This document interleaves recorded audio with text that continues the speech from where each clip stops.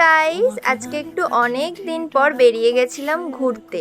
কোনো কিন্তু প্ল্যানিং আগে থেকে আমাদের কিছু হয়নি, হঠাৎ প্ল্যানিং হলো, দেন আমরাও বেরিয়ে পড়েছি রেডি শেডি হয়ে। আর এখানে দেখো আমরা বাসে উঠে পড়েছি, দেন একদম নেমে গেলাম এখানে। আচ্ছা, এই জায়গাটা দেখে তোমরা কি চিনতে পারছো?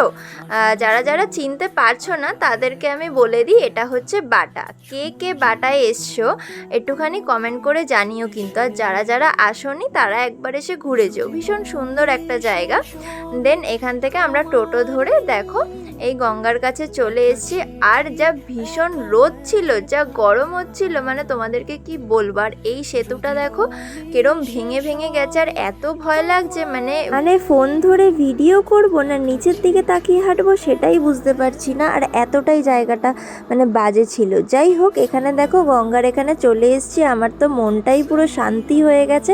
আর তারপর জানো তো, আমরা একটু সবাই মিলে নৌকায় উঠে পড়েছিলাম। আমার নৌকা চড়তে ভয়ও লাগে এবং খুব ভালোও লাগে। আর তোমাদেরকে একটা কথা বলছি, তোমরা যদি কেউ এখানে আসো তো সন্ধে হওয়ার আগেই এসো, কোনো মেয়ের ক্ষেত্রে বলছি। আর যদি কোনো ছেলে আসে বা গার্জিয়ান আসে তোমাদের সাথে, সেটা কোনো বড় ব্যাপার না। কারণ তোমাদেরকে কেন বললাম, কারণ বাটা এরিয়াটা না অনেকটাই খারাপ। আশা করি যারা যারা এসছো তারা খুব ভালোভাবেই জানো যে আমি কেন বলছি। আর যারা আসোনি তাদের জন্য আমি এটাই বলবো। আর যাই হোক, দেখো ওখান থেকে আমরা একটু কথাবার্তা বলে আনন্দ করে ভীষণই ভালো কাটলো আমাদেরও দিনটা। দেন তারপর ওখান থেকে আমরা অটো ধরে এখন বাড়ির দিকে চলে আসছি। এদিকে দেখো আমরা অটো থেকে নেমে বাড়িও ঢুকে গেছি। তো চলো, টাটা।